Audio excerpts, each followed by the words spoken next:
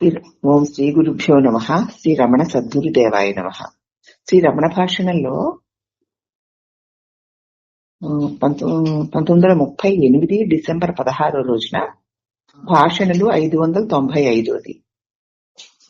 ఈ 595లో ముందు రోజు 15వ తారీఖున ఒక స్పానిష్ నుంచి ఒక ఆవిడను,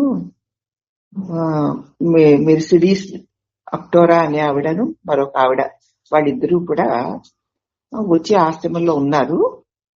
ఆవిడకి కొంతవరకు నిన్న చెప్పారు భగవాను.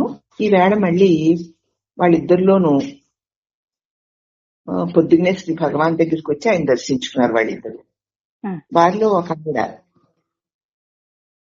పరమస్థితి అనుభూతి అందరికీ ఒకే విధంగా ఉంటుందా, దానిలో ఏమైనా తారతమ్యాలు ఉంటాయా అని అడిగింది. మనిషి పరమస్థితి ఒక్కటే, దాని అనుభూతి కూడా ఒక్కటిగానే ఉంటుంది అన్నారు. అప్పుడు ఆ భక్తురాలంది, కానీ మరి పరమసత్యాన్ని గురించి భిన్న భిన్నంగా వ్యాఖ్యానాలు కనపడుతున్నాయి కదా అంది. ఇప్పుడు మహర్షి అన్నారు, ఈ వ్యాఖ్యలన్నీ మనఃకల్పితాలు, మనస్సులు వేరువేరు, అందువల్ల వ్యాఖ్యలు కూడా వేరువేరుగా ఉంటాయి అన్నారు భగవాన్. అప్పుడు ఆ భక్తురాలు, ఆత్మద్రష్టలు భిన్న భిన్నంగా ప్రస్తావించి ప్రవచిస్తారని నా ప్రశ్న. ఇలాగ ఆత్మదృష్టలు కూడా వేరువేరుగా చెప్తూ ఉన్నారు ఎందుకు అని నా ప్రశ్న. ఆత్మని తమ స్వరూపంగా ఎదిగిన వారు కూడా వేరువేరుగా చెప్తున్నారు, అది నా ప్రశ్న అందావిడ. అప్పుడు మహర్షి, వివరణలు వివిధంగా ఉండొచ్చు. ఒక్కొక్క వ్యక్తి ఆయన పద్ధతిని బట్టి, ఆయన అలవాటును బట్టి ఆ వివరణలు వేరువేరుగా ఇవ్వచ్చు. అది సాధకుల స్థితిని బట్టి, పైగా అడిగేవారి స్థితిని బట్టి చెప్పే ఆయన ఎవరికి ఏ విధమైన వివరణలు ఇస్తే వాళ్ళకి అర్థం అవుతుందో ఆ విధంగా వివరణలు ఇస్తారు. ప్రవచనాలు సాధకుల మార్గదర్శకానికి పనికొస్తాయి. ఎవరికి అనేక ఉదాహరణలు చెప్తూ ఉంటాము, అవతల వాళ్ళు వాళ్ళ మానసిక స్థితిని బట్టి ఆ ఉదాహరణ తీసుకుని దాన్ని తమకు అన్వయించుకుని సాధన చేసుకుంటారు. అందుచేత చెప్పే ఆత్మదృష్టులైనా సరే వేరువేరుగా చెప్తారు అంటే అడిగేవారి అర్హతను బట్టి ఆ వివరణలు ఉంటాయి అన్నారు భగవాన్. అప్పుడు ఆ భక్తురాలంది, ఒకరు క్రైస్తవ మత ప్రతిపాదికమై మాట్లాడుతూ ఉంటారు, మరొకరేమో ఇస్లాం దృష్ట్యా మాట్లాడతారు, ఇంకొకరేమో బౌద్ధులు దాన్ని ఆలంబనగా తీసుకుని మాట్లాడతారు. అది వారి వారి జీవికను బట్టి, అంటే పెరిగిన విధానాన్ని బట్టి ఉంటుందా భగవాన్? వాళ్ళు పుట్టి ఎక్కడ పెరిగారో వాళ్ళు జీవించిన విధానాన్ని బట్టి కొందరు క్రైస్తవులు గాను, కొందరు ఇస్లాములు గాను, కొందరు బౌద్ధులు గాను దానికి సంబంధించిన దాని గురించే మాట్లాడతారు. వారు పెరిగిన విధానాన్ని బట్టి ఉంటుందా అండి అని అడిగింది. అప్పుడు మహర్షి అన్నారు, వారు ఏ విధంగా పెరిగి ఉన్నా వారి అందరి అనుభూతి సమానమే. క్రైస్తవ మతం ద్వారా సాధన చేసుకుని క్రైస్తవ మత ప్రవక్తలు చెప్పిన దాన్ని అర్థం చేసుకుని అనుభవించిన వారు, అలాగే ఇస్లాంను అర్థం చేసుకుని అనుభవించిన వారు, బౌద్ధాన్ని ఆడంబరంగా చేసుకుని అనుభవించిన వారు, వీరందరి యొక్క అనుభూతి సమానమే. అందరూ అనుభవించి ఒక్కదాన్నే, వ్యక్తీకరించి చెప్పేది వివిధ విధాలుగా ఉంటుంది, కానీ పరిస్థితులను బట్టి మరి ఆ చెప్పే విధానం మారుతూ ఉంటుంది. పరిస్థితులను బట్టి చెప్పే విధానం మారుతుందే గాని అసలు ఎవరు ఏ విధానాన్ని చెప్పినా వాళ్ళందరి అనుభవం ఒకటే అయి ఉంటుంది. ఏ దారి వెంట వెళ్ళినా మనం ఆగిరి శిఖరానికి చేరుకుంటున్నట్లు ఆ దారి వెంట వెళ్ళేటప్పుడు దారిలో అనేక, ఈ దారిలో ఉన్నవి ఆ దారిలో ఉండకపోవచ్చు, ఆ దారిలో ఉన్నవి మరొక దారిలో ఉండకపోవచ్చు, కానీ గమ్యం అందరికీ ఒకటే కదా.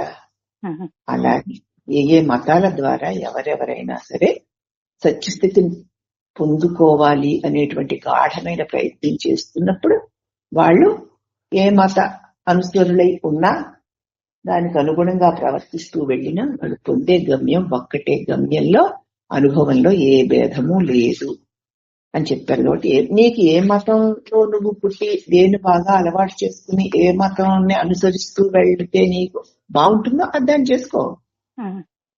మరొకరు ఇలా చేస్తున్నారు కదా, నువ్వు అలా చెయ్యక్కర్లేదు, అందరూ ఆగమ్యానికి చేరుతారని స్వాంతన పలికారు శ్రీ భగవానులు. హరి ఓం నమః. శ్రీ రమణ భాషణంలో 596. ఒక దర్శనార్థి అంటే భగవాన్ చూడడానికి వచ్చిన ఒకరు నిన్న సాయంత్రం భగవాను దైవమే సర్వము నడుపుతున్నాడు అన్నారు. అలాగైతే దేనికి గాని మనం ఎందుకు స్వామి ప్రయత్నించడం, అంతా ఆ దేవుడే చేసుకుంటూ వెళ్ళిపోతే మనం ఎందుకు ప్రయత్నించేయడం ఇంకా అన్నాడు అతడు. అప్పుడు మహర్షి అన్నారు, ఉపదేశము అర్థించే వారికి ఈ బోధలు, ఉపదేశాన్ని అడుగుతున్నారు కాబట్టి వారికి ఈ బోధలు చెప్పబడుతున్నాయి. అడిగిన వారికి ఇక్కడ చెప్పబడుతున్నాయి. ఎలాగండి భగవంతుని చేరుకోవాలంటే అడుగుతుంటారు, వారి కోసం చెప్పబడుతున్నది ఈ బోధలు. నమ్మకంలో నీకు విశ్వాసం ఉంటే దానిని అంటిపెట్టుకో. అంత భగవంతుడే చేస్తాడా, పుట్టింది మొదలు ఇప్పుడు వరకు ఏది ఏది జరుగుతున్నా సరే నా ప్రమేయమే లేదా, భగవంతుడే చేస్తాడా అని నీకు నీ గురువు చెప్పారనుకో, అంతా దైవమే నడుపుతున్నాడు, ఇంక నేనెందుకు అని అతను అడిగాడు. ఇక ఈ బోధలు ఎందుకు, అటువంటిప్పుడు ప్రజలకి ఈ బోధల వల్ల ప్రయోజనం ఏముంది అన్నాడు అతను. అంచేత అలా ఉండగలిగిన వారికి ఈ బోధల అవసరం ఇక లేదు. అన్ని బోధల సాగం కూడా అదే. ఏది అన్ని బోధల సారము ఏది, దైవమే సర్వము నడుపుతున్నాడు. అప్పుడు మరి మనం ఏం చేయాలి, ఇంకా మనం ప్రయత్నం చేయడం ఎందుకు అడిగాడు కదా అతను. అడిగాడు కదా, అవును నేను ప్రయత్నం చేయమని ఎవరు అడిగారు? దైవమే సర్వము నడుపుతున్న విశ్వాసం నీకుంటే ఈ ప్రశ్న వస్తుందా? రాదమ్మా. దైవమే సర్వము నడుపుతున్నాడు అన్నది యథార్థమే. అటువంటిప్పుడు ప్రజలకి ఈ బోధల వల్ల ప్రయోజనం ఏమిటి అంటే, ఉపదేశం కోరే వారికి బోధలు. నీ నమ్మకం, నీకు గట్టి విశ్వాసం ఉంటే నీకు ఏ బోధలు అక్కర్లేదు, దాన్నే అంటి పెట్టుకొని ఉండు. అంత భగవంతుడు నడుపుతున్నాడు, అంత భగవంతుడే. ఇక్కడ నా ప్రయత్నంతో ఏ పని లేదు అని నీకు విశ్వాసం ఉంటే గట్టిగా దాన్నే పట్టుకొని ఉండు. మరి నీకు నలువైపులా ఏం జరిగినా నువ్వు పట్టించుకోకూడదు. నిన్ను నడుపుతున్నవాడు అందరినీ నడుపుతున్నాడు కదా. అవునమ్మా. అంతేకాదు అక్కడ శోకము ఉండవచ్చు గాక ఆనందం ఉండవచ్చు. ఆ రెండింటినీ లెక్క చెయ్యకుండా దైవంలో విశ్వాసం ఉంచు. శోకాలు వస్తూ ఉంటాయి కదా, సుఖాలు వస్తూ ఉంటాయి, వస్తూ ఉంటాయి.